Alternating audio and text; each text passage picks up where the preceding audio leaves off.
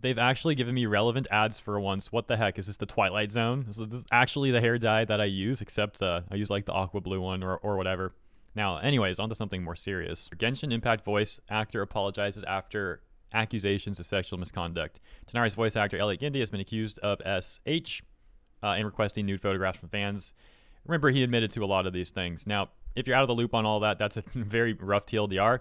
I'll link my full segment discussing it in the description. Although even that segment, as I mentioned multiple times, I'm not too keen on. It's a rough topic to cover, man. It's sad stuff, and then policy reasons, it's also difficult to cover here on YouTube. Thank you for bearing with me.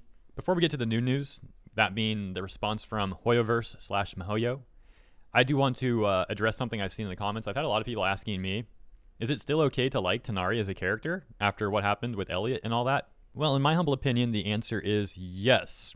And I know sometimes it's really difficult. I remember the first time a VA I liked a lot got caught up in some disgusting, terrible things. And yeah, it was a bit difficult at first to separate the VA from the character. Unfortunately, I've now seen this happen so many times over like the last 2 to 3 years that I've gotten pretty good at separating the voice actor from the character. But I do remember like the first time I went through that, the first couple times, yeah, it can be difficult. But ultimately, just keep in mind, Elliot is not Tighnari. He never was Tighnari. It's 2 separate entities. Elliot is Elliot and Tighnari is Tighnari. So in my opinion, you can absolutely still enjoy Tighnari. I've seen, like, it's freaking so sad, man. I've seen comments where people are like, Tighnari's my favorite character. Now I don't even know if I should like play Tighnari. Like, bro, it's so messed up. It's very, very sad. But ultimately, yeah, my humble opinion, keep in mind that Tighnari is Tighnari. It's not Elliot. 2 separate things. So going back to the Kotaku article, they actually did email Hoyoverse and got a response, so can actually give credit to Kotaku on this one. Hoyoverse said, in response to Kotaku's inquiry, they deeply regret the harm and damage that happened to their fans, gamers, community, and anyone affected, wrote a company representative.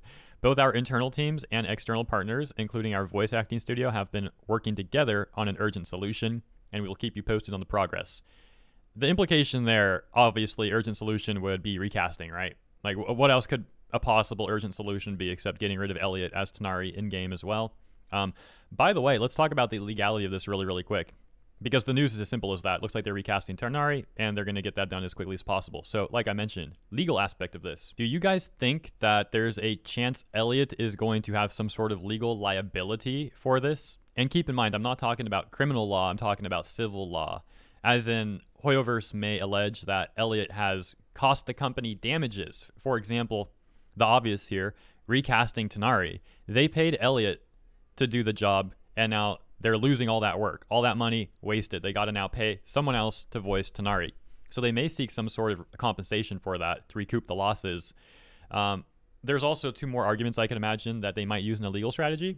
They could also argue that the goodwill of the company itself has been damaged through Tighnari's action. If you don't know what goodwill is, that's like the general public opinion of the company. I'm sure there's a better legal, like business legal definition of goodwill, but it's been a while since I looked it up in like the official definition of it, so I'm keeping it simple. They may allege some sort of goodwill damages. And finally, they may also have some sort of damages on the intellectual property itself because of the negative stigma now around Tighnari. Though I did mention, separating the character from the voice actor in this video. But still, that aside, I am simply presenting potential legal strategies that Hoyoverse may use if they present some sort of litigation against Elliot. But ultimately, I don't know if they're going to do that. It's arguably not worth their time.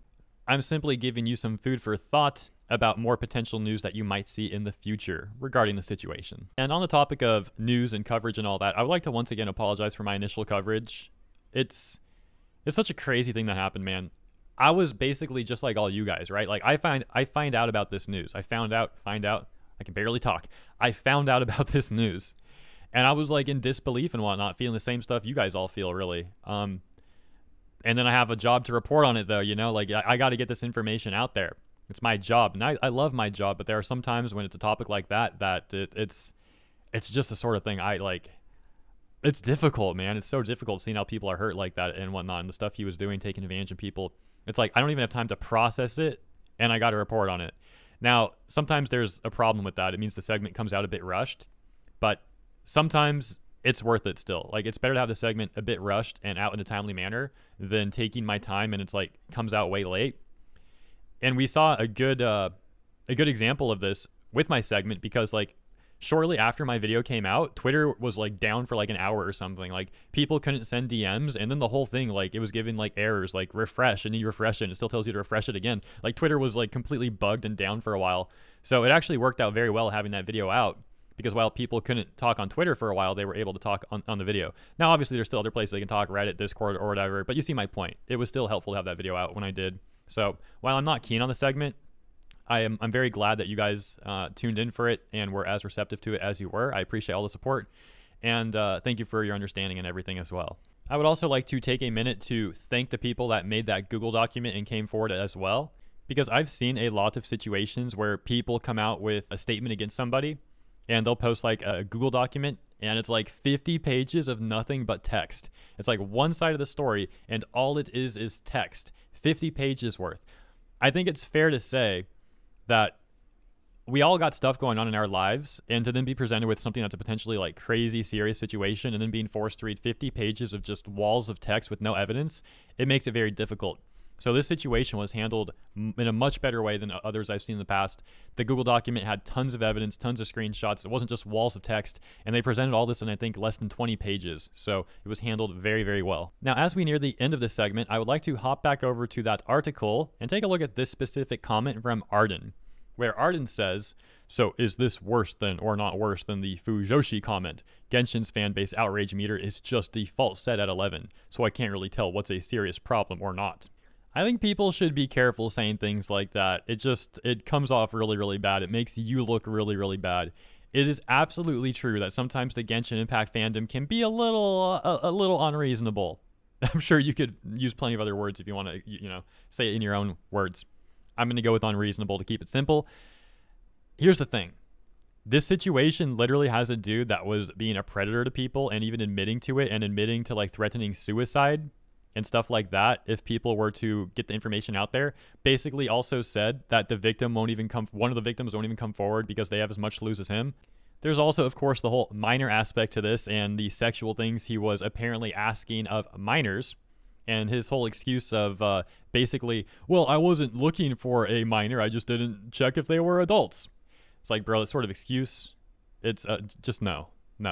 So yeah, going back to this comment, if you really can't tell that this is a serious problem, that seems like a you problem. There are also some comments talking about how often people with fame and power get caught doing this exact sort of thing, taking advantage of people, taking advantage of kids, all this disgusting, awful, evil stuff. And on that note, with Elliot and all that, I was thinking the last couple of days since my report came out, I've had some more time to think about this since. And on top of everything I said in my initial coverage, and now in this video as well, I would also like to add this point on top of all that. It's really crazy how Elliot had a great voice acting role in a very successful, popular game, was able to also then stream on his Twitch channel. He'd have the support of all his viewers, all his fans, the support of these other voice actors as well that had them on their streams and stuff, promoting him. And as quickly as he rose and started having success in this field, he gave it all up because it was more important apparently to him to take advantage of his viewers, of his fans, trying to sext him and get nude photos and stuff from them than to actually do the work. And being an anime VA and a Twitch streamer, these are two jobs that a lot of people really, really want. So again, it's just so crazy that he got this stuff, and as quickly as he got it, he threw it all away for the reasons you already know.